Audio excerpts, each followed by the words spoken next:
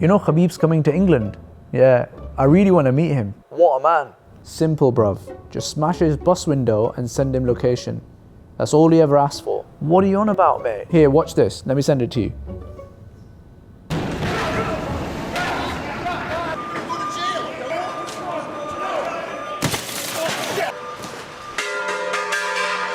Smash the windows! Just tell me where, and that's it. Why you need come here? Show up like you wanna fight or something like this. Send me a message, hey, come here, this place, and that's it. What on earth? Say his name properly, bruv. At the moment you sound like a Mongolian throat singer. So how do I say it? It's Khabib. Watch this. Khabib Nurmagomedov. This is my, correctly. You know your Russian name would be Magomed Ibrahimov Khan. It's good, isn't it? Shame your mum could beat you up in a fight. Welcome back, folks. Today we're going to do a very fun video. We're going to dig deep into Khabib's investment strategy. Khabib, for those of you who've been living under a rock, is a very famous MMA fighter who's a practicing Muslim and he's recently retired. We're going to analyze how Khabib made his $40 million fortune, where he makes his money now after retirement, and finally, any tweaks that I would make to his investment strategy to make it even better. To be honest with you, when I'm usually doing these kind of videos, I'm pretty bored because most sports people, when they come to their investing, are very boring. However, Khabib has been up to some funky stuff with his money. All will be revealed later on. Before we begin, Islamic Finance Guru, IFG for short, is a halal investment platform where we analyze, review and compare all the latest and greatest financial products coming out of the Islamic finance world. Our mission is really simple. We want to help you, me, everyone in the Muslim community to get back to financial parity and put their money to work. If that sounds like it's up your street, then please do hit the like button, please subscribe to this channel, please do share this video with your friends and family and even people you hate. I don't mind. And if you'd like to chat with me or thousands of like-minded others, then please do join our Telegram group. It is adminned by an incredibly aggressive bot called Rose, who will screw you over if you mess around, but generally if you're well behaved, she will look after you. Oh, and remember, as ever, this video is not financial advice. They are made for educational and entertainment purposes. My apologies if you are not entertained. That is my intention. Are you not entertained? Make sure that you do your own research, and if you're able to talk to a financial advisor, who will be able to help you with your specific situation. Let's dive in.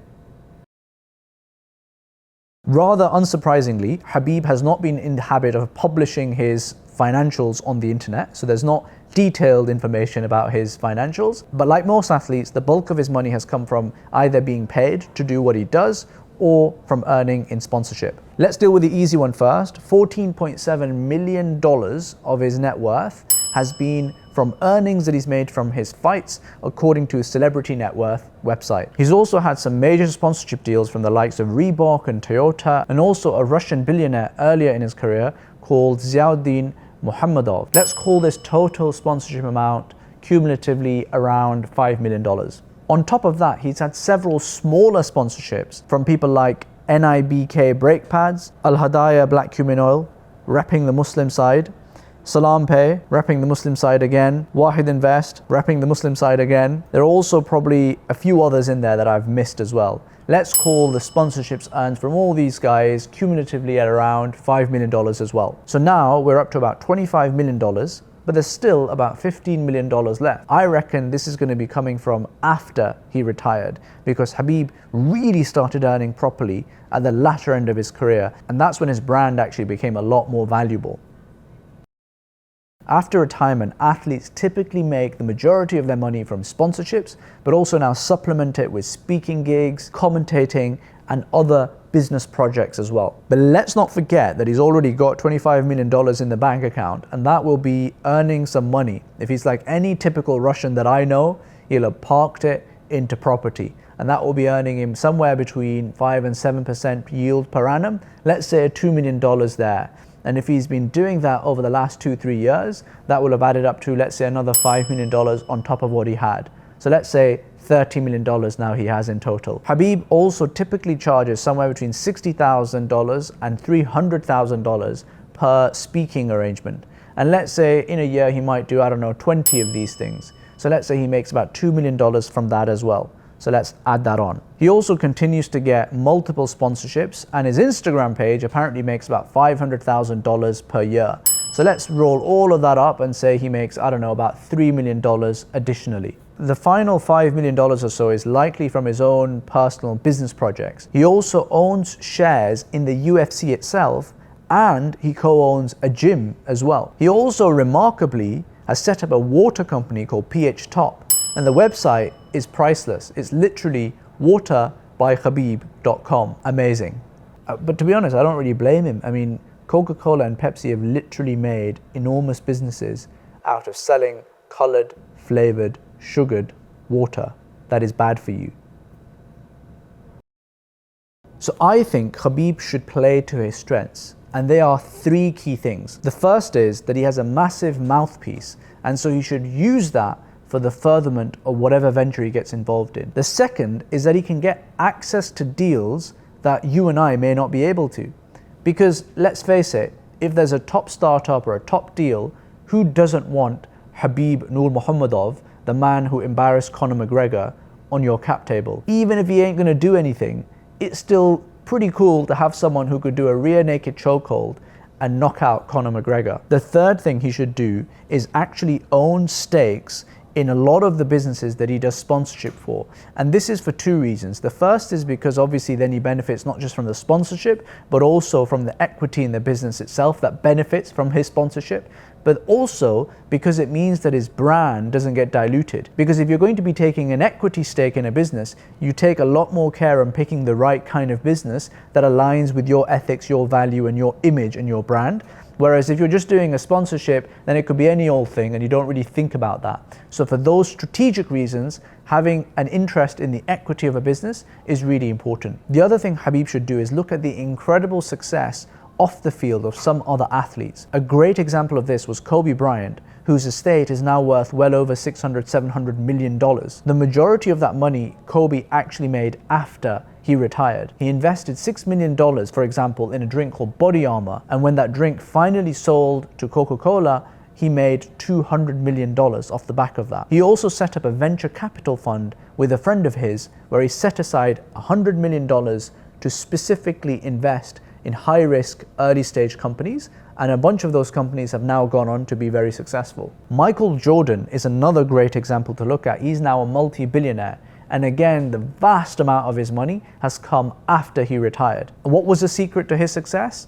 Air Jordans. He has a major deal with Nike around the Air Jordans, and he gets a percentage of the revenue for that every single year. He also owns stakes in a number of sporting franchises in the USA. In other words, if you look at all of these examples, the key thing is that the business ventures that these guys got involved in and went deep in, they happened to be very successful, and that made them a lot more money than they initially started with. Note that these people did make some money from sponsorships and speaking gigs and other things like that, but that was minuscule relative to the massive success that their business ventures had. So what would I change? Well, Khabib's going to need about $10 million or so to be liquid and sloshing around for all of his different business projects that he's investing in. For example, the EFC and the PH Top and various things like that. And also just to live off. So I won't comment too much on that. I think the EFC in particular is something that really excites me. I think he's got a domain expertise in that. He's got a very relevant brand for that. And I think there's a big demand for it. That could be something that becomes an absolute juggernaut later on, considering the UFC is now worth $9 or $10 billion in total. With the $30 million or so that he's doing more passive investments with, he needs to make sure that those are diversified and spread across different risk profiles. So stocks and shares would be a big important part of it. Property would be another important part of it. But then also cryptocurrency and venture capital, where you're investing in early stage companies, is really important. This latter part is often the thing that's missing from the portfolios of high net worth individuals. And the thing with high risk, high reward investments is that it has the potential to take Khabib's net worth from $40 million to $400 million. However, if he just ticked along in things that are relatively safe, by the end of his life, he might be on $80 million, $100 million. He won't be poor either way, but if he doesn't take the risks, he won't be making ummah-changing wealth. Of course, on the venture capital side of things, we can help because we run a Sharia-compliant venture syndicate called IFG.VC. And on the crypto side of things, we've got our crypto page that lists the top 50 crypto projects in the world by market cap that are Sharia compliant as well. For high net worths who want to invest over $1 million into cryptocurrency, there could be other opportunities out there as well. If that's you, then please do use our contact us page to get in touch with us and we'll point you in the right direction.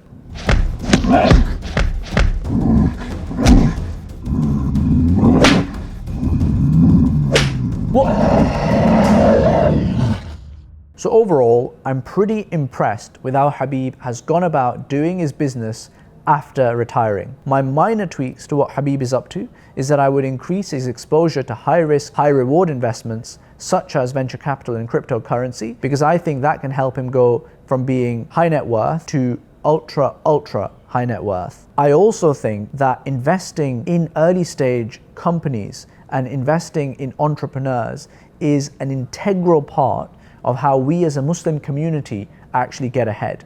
If we have the next Muslim Jeff Bezos or Larry Page or Bill Gates, that is game changing. But that only happens if you have people who are willing to put their money behind these individuals and make their dreams come true. And with crypto, on the other hand, my thesis there is that this is like what the internet was back in the 1990s. Imagine if you had invested properly into all things internet related back then. You would be a multi-billionaire today. That is what cryptocurrency is right now. And Khabib, if you're watching, my location is Stratford, London, and I'm ready to smash.